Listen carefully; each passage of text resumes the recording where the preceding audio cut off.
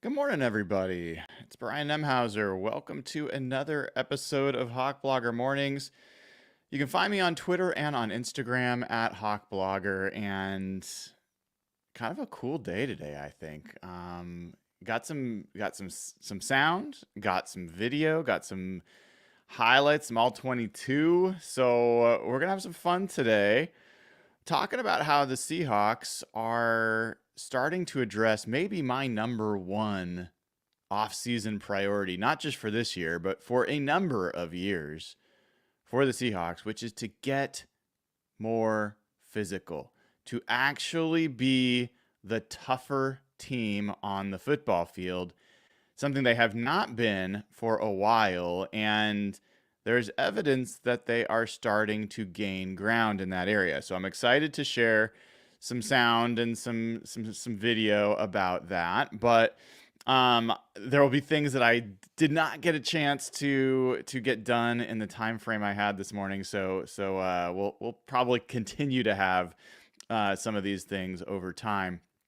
But gonna also start just with some general sound from Coach about the game last week and a couple players in particular that I wanted to get some sound from him about. We'll play that.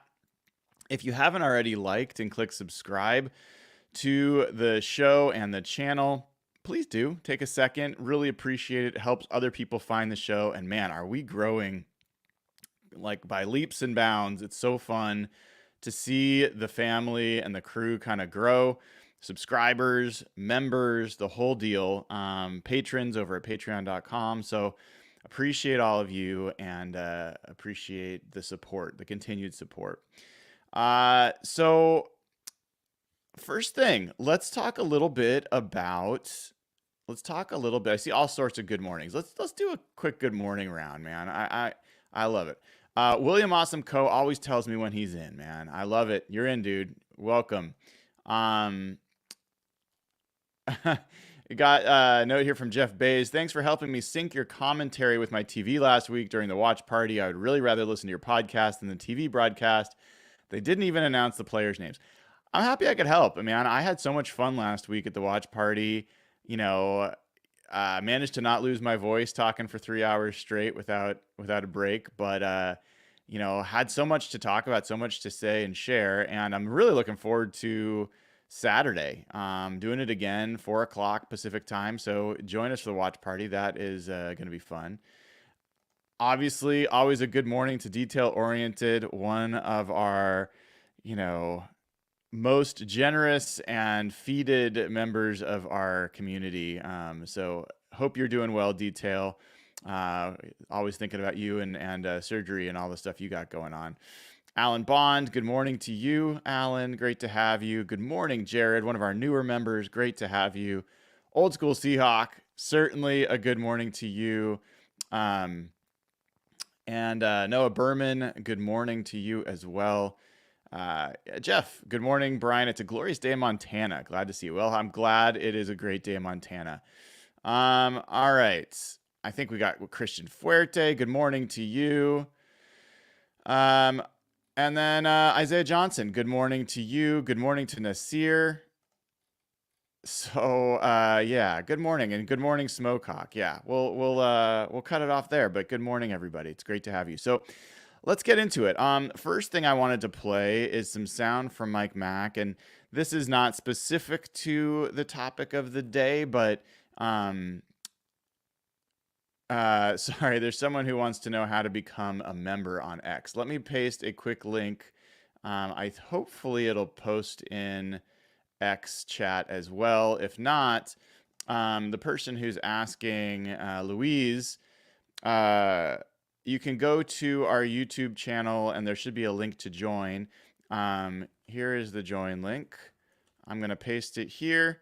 Hopefully that will post to X as well, but I don't know if it will, to be honest. So if you actually come over and watch on YouTube, Louise, instead of watching on X, watch on YouTube, then you will be able to access the link to join as a member. We'd love to have you, Louise. All right.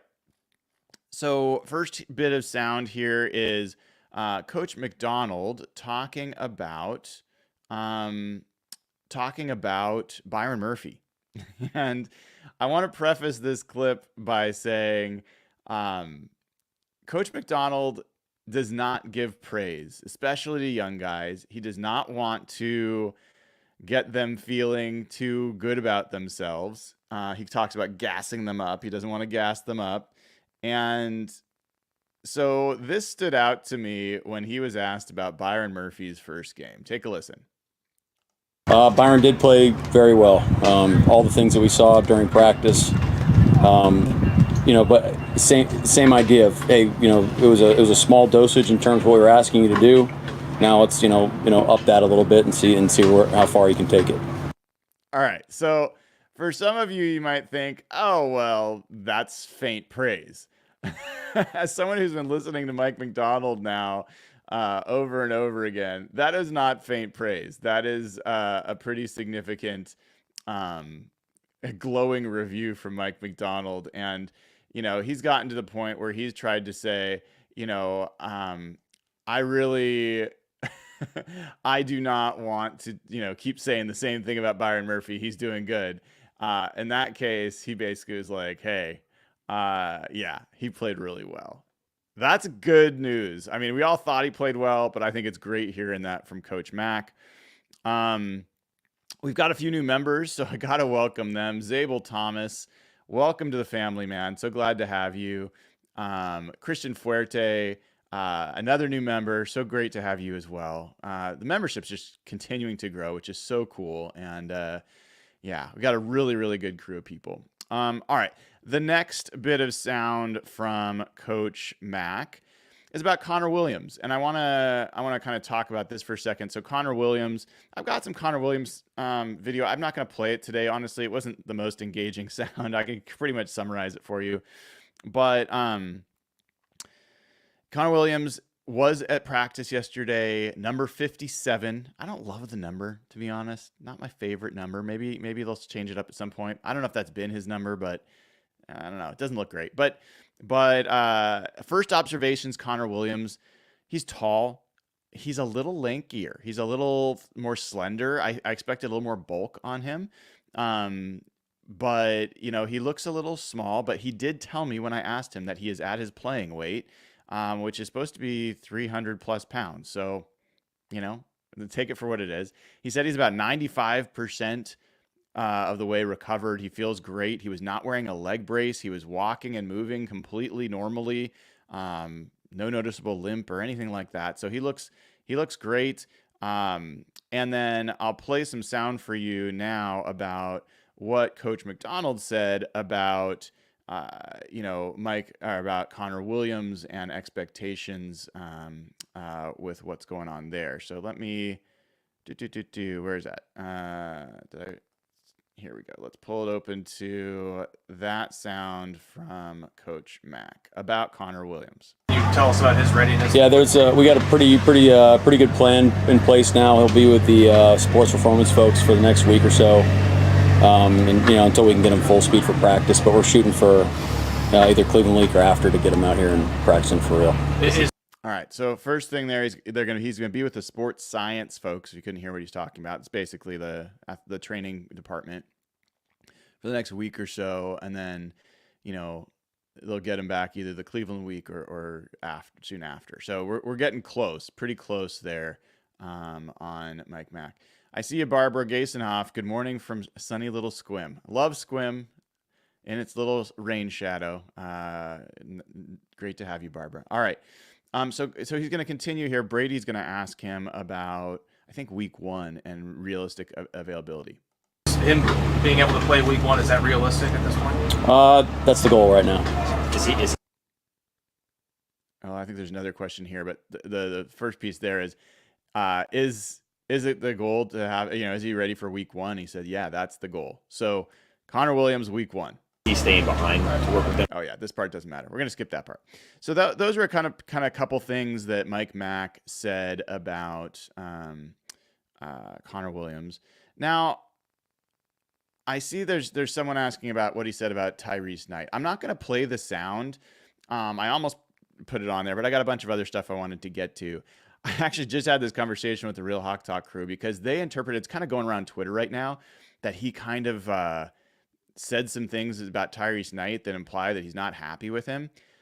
I'm telling you, folks, I've watched Mike Macdonald answer questions about players enough now that I can tell you he is very happy with Tyrese Knight. His answer yesterday was essentially that was one game. Don't get ahead of yourself. It's going to take you, I told him it's going to take you 3 years. And so what that is, the code behind that is don't gas him up. Don't start thinking you're great just because you've been playing well. Just keep going. So this was in zero way negative about Tyrese Knight. It was 100% that he's playing well enough and developing fast enough that Mike Macdonald is kind of pumping the brakes to say, dude, you got a lot more work to do. You got a lot more things to get better at. So there's people out there completely misinterpreting what Mike Macdonald said about Tyrese Knight. I'm here to tell you, they're very happy with the way Tyrese Knight is developing. I think I've asked him about Tyrese multiple times. They're very happy with Tyrese Knight. So keep that in mind. That's part of the reason hopefully you guys tune in here to get, the truth through the noise. We got another new member, Kieran Burke. Kieran, welcome, man. So great to have you. Thanks for joining. And appreciate you. Appreciate everyone welcoming Kieran in the chat as well. So that was the Connor Williams stuff. Week 1, seems pretty healthy. Happy to be here. And also, he said the reason he picked here is he likes being part of building things, which I thought was a cool answer. And, we'll see. I'm very excited to see him once he actually gets on the field. All right. So let's keep going. So let's actually get into now a little bit about this physical part, the story that I kind of teased for the overall topic of the show. So this is something I've noticed with how they've built this season. And I'm going to specifically talk to the offense. And I could make the same conversation about the defense, but the defense is that's the expectation that your defense is physical. I think you could make the case from a safety position with Kayvon Wallace, with Rayshawn Jenkins, that they have invested in physical players at positions that aren't always the most physical. But what I want to focus on in this episode is the offense. And it's something I've noticed where you add a guy like Laviska Shenault and you feature a guy like Derek Young and you look to get them involved in the run game. And you have a guy like Jake Bobo, who is one of the best blocking receivers in football. And part of why this matters a lot to me is that if you look at the 49ers, who are considered maybe the most physical team in football, I mean, I'm not sure that's actually true, but I think they have that reputation. A big part of achieving that reputation doesn't just come from the offensive line or the defensive players. It comes from the receivers. Deebo Samuel, Brandon Ayuk, Jawan Jennings are all extremely physical receivers. They break tackles. They run through people's face. They are excellent blockers in the run game. George Kittle at tight end. He could have 1,500 yards receiving in a year if they wanted to use him that way. They often use him as another blocker, and he is a ferocious blocker. There are ways that you establish a physical identity, and one of the best ways to do that is at the positions that are least associated with being physical. And so I got some interesting sound. I'm going to have some sound I'm going to play for you. I'm going to show you some video interspersed along the way. We'll see how well this goes switching between these different videos. And then we'll talk a little bit more as we go through it. Okay. So first bit of sound here from Coach Mack. I asked him about, what Derek Young and Laviska Shenault can bring to their team. And this was what Mike Mack had to say about that. Yeah, well, Grubb mentioned this week, like, I know I talked about the offensive line driving our offense, but it's also a wide receiver driven, scheme for years. And if you have guys that can block at the point of attack, run the entire route tree, play the different positions, be able to handle the ball, block on the perimeter, it really opens up all your options. So just really pleased with how Derek blocked. I mean, and he made some great plays down the field as well, but I was more fired up by the blocking at the point of attack, frankly. So, you hear him talking about the blocking. That's one of the things I did not have time for, is to find some examples of Derek's blocking. I will try my best to do that along the way, but it won't be for today's episode, but I will look at that and we'll find some examples to show. But I've told you, Derek Young is a physical player. I've compared him to Ricardo Lockett, and just like one of those freakish, athletes that's just completely ripped. I mean, very lean, low, high lean body mass, lean muscle mass, kind of guy. So, I think he is a big part of this team. You're going to hear some more sound from Mike Mack here in a second about Derek Young. This next question is asking about Derek's camp overall. And here, I don't think you can get higher praise from Coach Macdonald than what you're about to hear him say about Derek Young. I think Derek, he's like the silent assassin. He just does the right thing all the time. He's tough as nails. See you guys writing all that down. I'll see that soon. But he's not to be catchphrases and buzzwords, but just a lot of respect for how he goes about his business. I guess that is probably the best way to put it. That is a big dollop of praise for Derek Young. And if you have any question if he's making the roster, I think that should answer that question. And so he's a big part of this team, and I think he has the potential to be a bigger contributor than people realize in many different phases. So that is him talking about Derek Young. And then we're going to talk here for a second about Brady Russell. So another player who, I could have played the sound, but I'll just tell you, if you watch the Brady Russell interview, he played linebacker. So, and he talks about how much he brings a defensive mentality to the offense. He loves to hit people, and that shows up in special teams as well. This is Coach Macdonald talking about Brady Russell and what he brings to their team. Just another guy on the team that you just love his mentality, his work ethic. You guys get bored with me talking about special teams, but I mean, this guy, carries the torch for us, in special teams, especially for Jay. So very pleased with where he's at. He can play all phases, can play different spots at tight end, move him around. So he gives you flexibility there, but I'm just more happy with his mentality and his toughness. Mentality and toughness. Happy with mentality and toughness. Also, if you have any question about his position on this roster, Mike Macdonald talking about he's going to play in every phase. He carries the torch on special teams. I think there's a chance he may be a captain on special teams. I'm telling you, he gives me Nick Bellore, Luke Wilson kind of vibes. So I just think, he's one to watch, and I'm going to show you a little clip here in a bit, but good stuff there from him. Now we're going to get into another position that I think matters when you're establishing physicality. We know this was running back, but not necessarily running the ball. Listen to Coach Macdonald talk about George Holani and the block he made in the game on Saturday.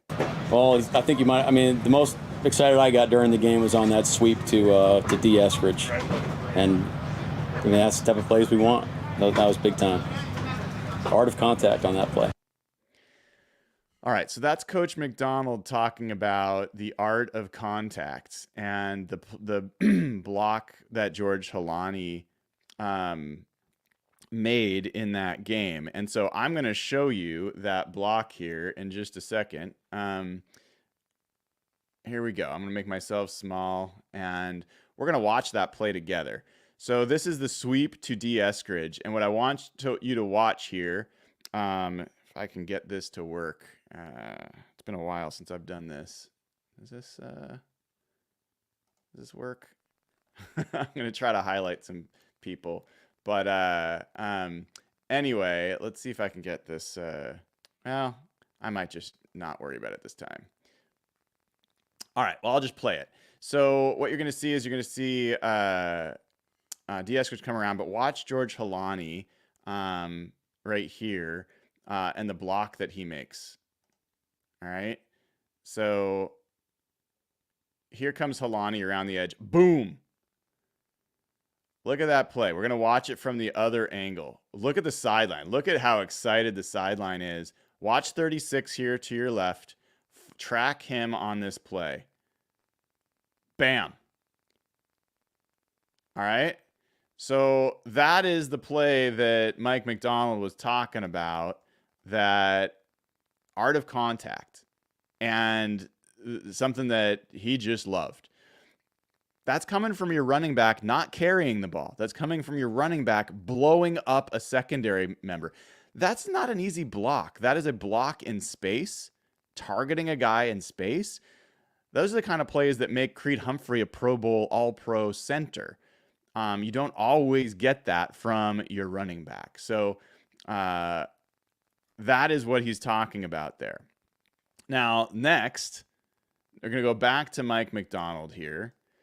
And we're going to talk about one more play. If I think this is about right. And hear him talk about the JSN block.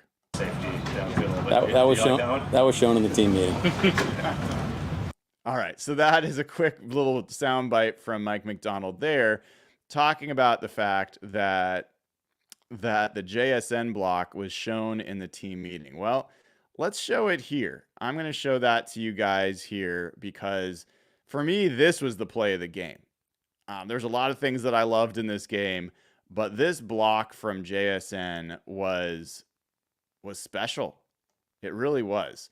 So let me share that real quick. Make myself small, and I want you to watch JSN on this play. All right. Normally I'll be able to highlight players for you, but I don't feel like finding the tech that I use for that. I think we'll be able to find it. I think this is JSN up here at the top, if you can see. All right.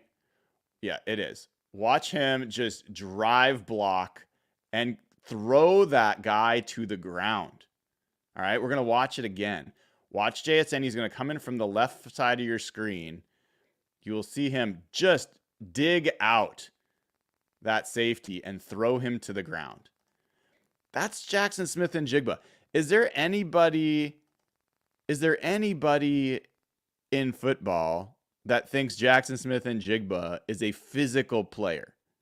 I mean, I haven't had that impression of him. And that was an incredibly physical block. And if you're getting that out of Jackson Smith-Njigba, who is not known to be a physical player, imagine what you're going to get out of other guys. How can you, as some of these other players, get away with not playing that physically if a guy like JSN's putting his body into it the way he just did? That's also a leadership thing. I think that's just a fantastic way to demonstrate leadership for a first-round pick, to say, look, this is our identity. This is how we're going to be. We got another new member here, Jim Jones. JJ, Jim, welcome to the crew. Welcome to the family. Great to have you as a member.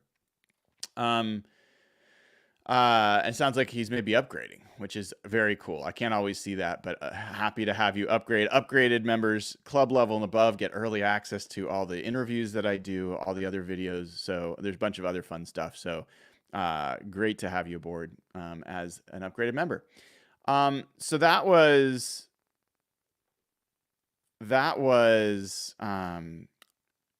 showing JSN doing what he's doing. I wanted to play you some sound, speaking of these interviews, from Laviska Shenault in the interview I did yesterday. The full interview is up there for you to check out if you haven't seen it already. But I think Laviska Shenault has a big part to play as becoming a physical part of this team. And, the first question I ask him here of when you see one of your first question I ask him here is, I looked last year, or 2 years ago in 2022, Laviska Shenault was the NFL leader among receivers in yards after catch per reception. And the person literally right behind him, the player right behind him, Derek Young. So I asked him what he thinks the two of them can add to the offense. The yards after the catch is big. With the type of skill set and the type of bodies we have, guys don't want to attack us. So we gotta know that, and we just gotta, practice it first and then just go do it on the game day. So guys don't want to tackle us. And he later, I didn't have time to find this sound. I might scrub around and see if we can find it together.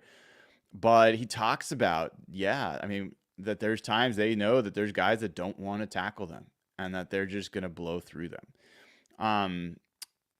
Next bit that I wanted to, related to this whole topic. Again, this is the theme, and it's a silent theme. And this is something that you have to be observing, and you have to be listening to a lot of different people in a lot of different places and watching how they're practicing, what they're prioritizing, how they're playing in the game. And this is Laviska talking about what he calls TNT stuff. Takes no talent.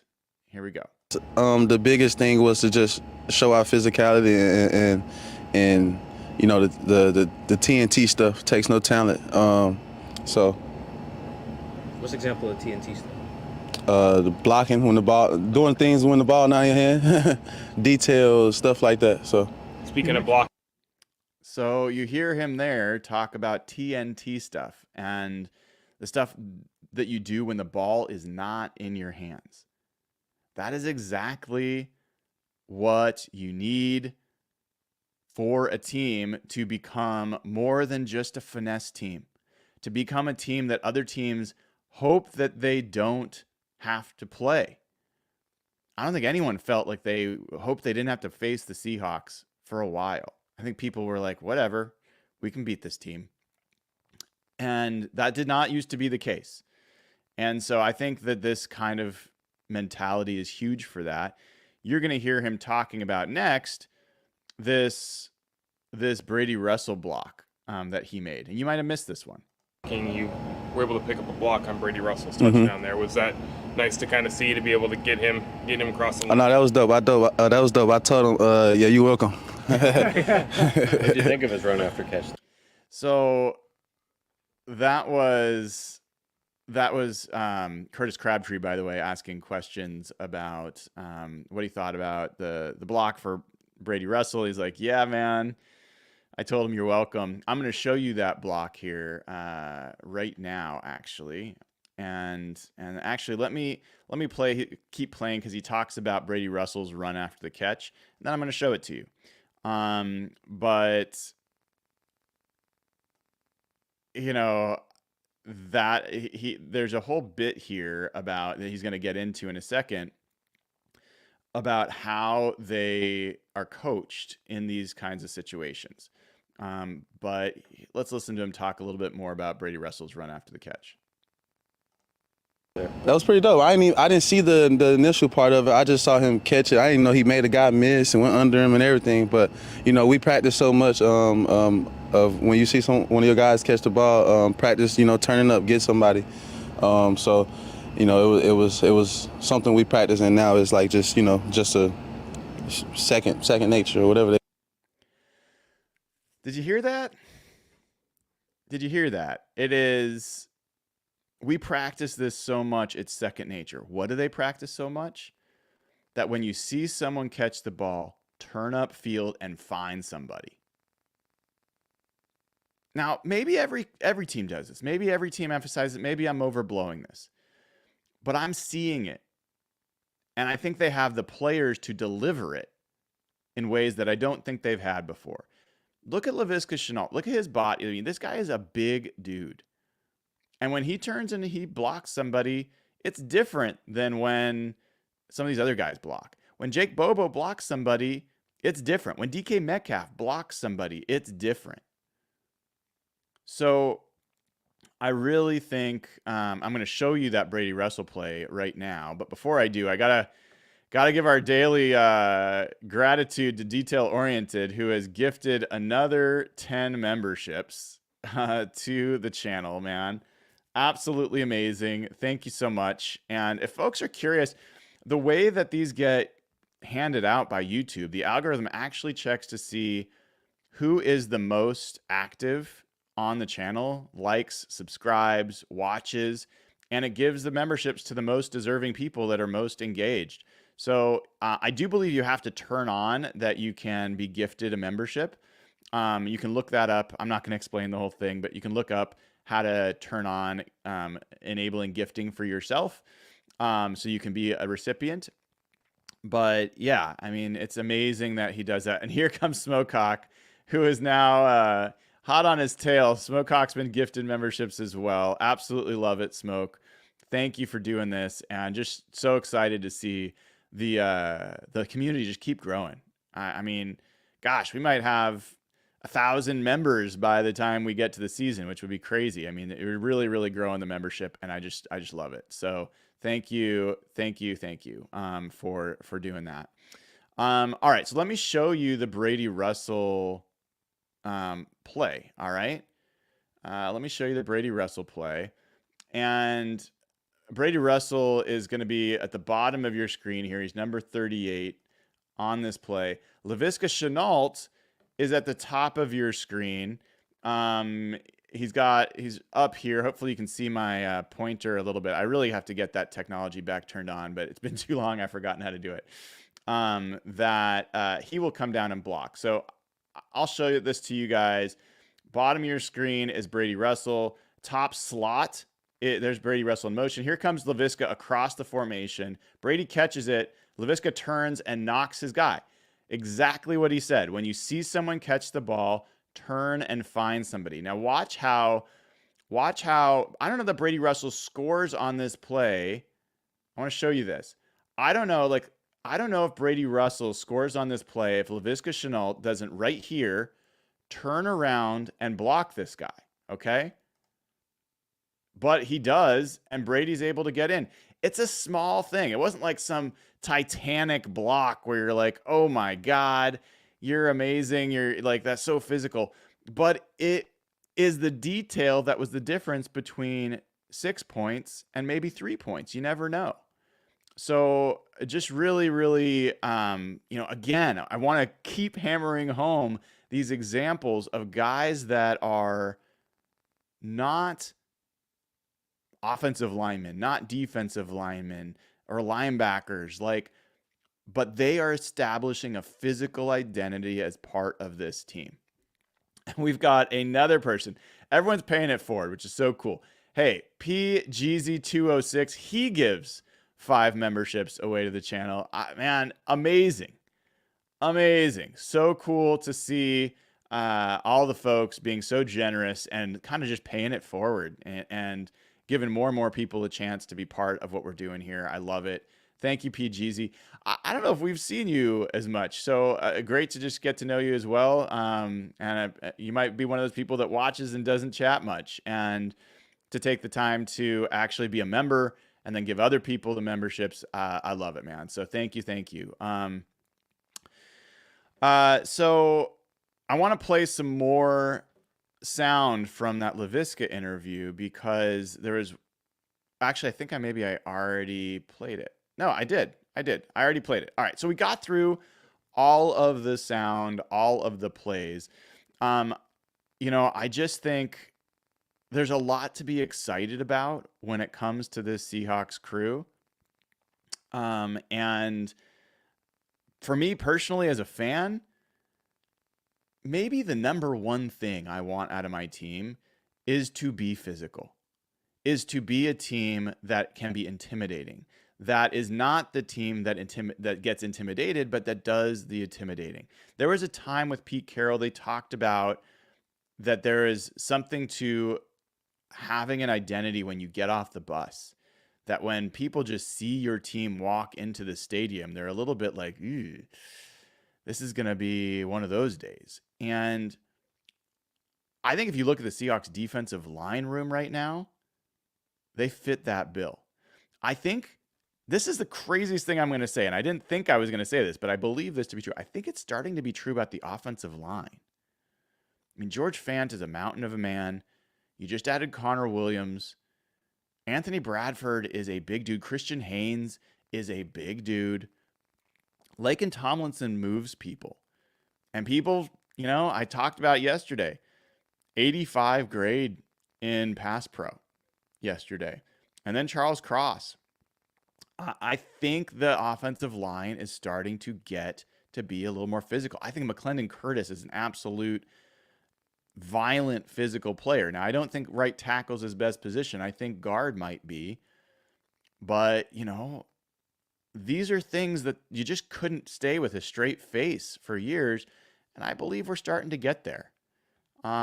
We got a super chat from Water Napple. Thank you for this. Who's also a member. He says, paying it forward. Love it. If Connor Williams and Murphy went one-on-one, who would you rather have win? Murphy. I mean, I think Byron Murphy has the potential to be one of the best defenders in football.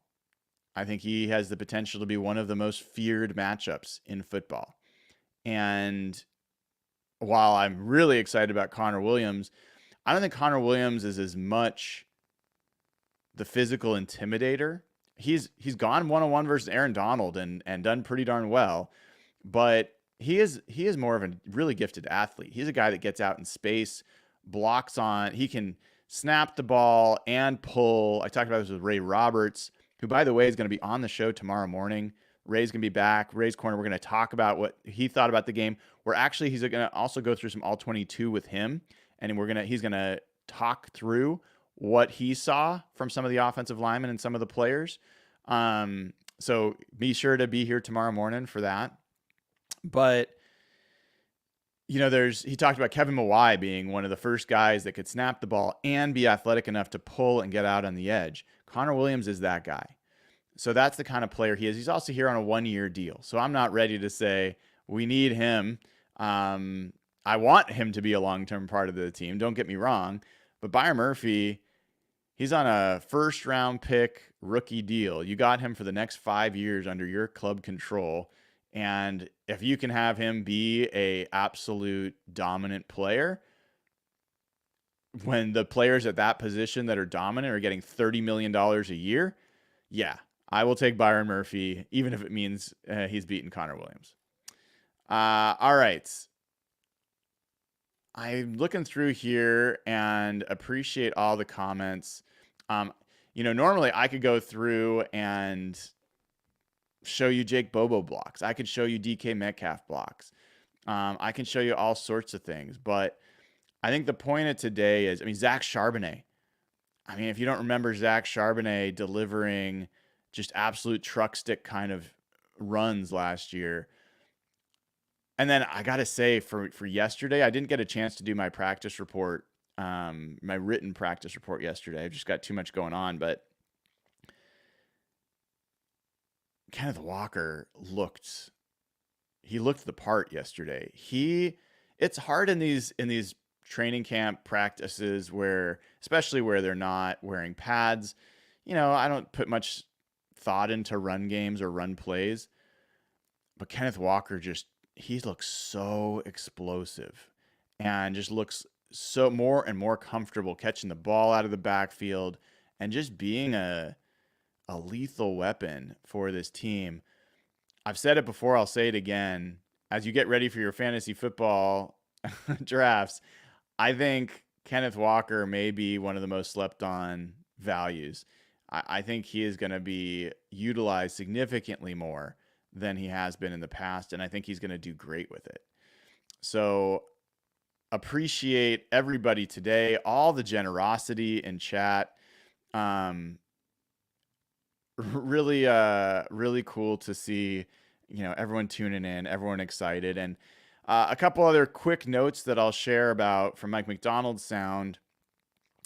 He did talk about that this practice with the Titans, the joint practice, in a lot of ways is more important than the game. And it's killing me not to be there. I would love to be in Nashville covering this for all of you. Honestly, I've just got to, I've got to help out around here. Got to take my kid, and we're gonna get out of the house. He's been kind of stuck in the house while I'm at camp for the last few weeks, so we're gonna get out and do some fun stuff together over the next couple days. So couldn't be in Nashville, but man, it's gonna be a big few days of practice. And then they're not going to play starters in the game, it sounds like. So we'll get a lot of looks at the backups. We got a lot of look at the backups last week, and it's pretty fun to look at the backups. And Byron Murphy's a backup. And, I think Tyrese Knight will get plenty of snaps. And there's a bunch of other folks. So we will still have a lot of fun watching that game as part of the watch party next week. Also, a little announcement. I've got 2 tickets for the last preseason game against the Browns in Seattle, and going to give those away free of charge. So feel free to reach out, especially anybody that has not been to a game, that's got a kid that has not been to a game. These are 2 tickets, and would generally love to find a place that they can go to where someone's really, really enjoying them. So we will find the right home, but generally just appreciate all of you and want to kind of keep paying it forward by finding ways to give back to everybody. I see a lot of people love the green lighting. Thank you for that. We'll keep up in the production quality as we go here. I think everybody wants me to get a gimbal next for my my phone-based updates, and we'll see about that. Maybe I'll put together a Amazon wish list, and if anybody wants to help out, they can help out. But in any event, appreciate all of you, and keep an eye out. So tomorrow morning, I will be on with Ray Roberts, 8 a.m. So look forward to that. Tomorrow night, Dana O'Gorman and Nathan Ernst will be back with me for Real Hawk Talk at 7 p.m. Pacific time. And then we've got a bunch of other stuff coming up. What am I missing? Yeah, we already talked about the watch party, and then we'll have some more things coming up on Thursday and Friday. So a lot of great stuff. And here's Old Fish Guy, one of the people that got a membership, man. Great to have you, and thanks for watching and engaging enough to be to earn one of the free memberships. That's great. All right, everybody, that will do it today for Hawk Blogger Mornings. You can give the show a like and click subscribe. I'd really appreciate it, and helps more and more people find it and more people join. And please also consider joining at patreon.com/hawkblogger. That is where you get all the audio versions of this podcast ad-free. So if you're getting annoyed by the ads on YouTube and you want to hear an ad-free version, a lot of people love that. They just go on their walks or their, exercise in the morning, and they get ad-free audio normalized. So some people are like, oh, this video is too loud, or my voice was too quiet, or whatever. I equalize all the audio, and that posts almost immediately after this show is over. So patreon.com/hawkblogger, that's where you get that. It's also where you get access to our Slack channel. So if you love the community and chat, I'm telling you, it just continues in the Slack channel all day, every day. And it has different channels in there. So there's the main channel. There's a Mariners channel. So you want to talk Mariners. There'll be other channels along the way. So I really encourage you all to join at patreon.com/hawkblogger. You also, there's opportunity right now to join as a Ring of Honor member. If you'd like to be in person at a Daniel's Broiler steak dinner, join as a Patreon member, as a Ring of Honor member, and there's still room. There's only a few spaces, but there is room if people want to do that. I want to thank Louise De Leon for the super chat. Appreciate that, Louise. Thank you for that. And thanks to everyone for tuning in. Until the next time I see you, I am Brian Nemhauser. This has been episode 142 of Hawk Blogger Mornings. Take care. Have a wonderful day, everybody.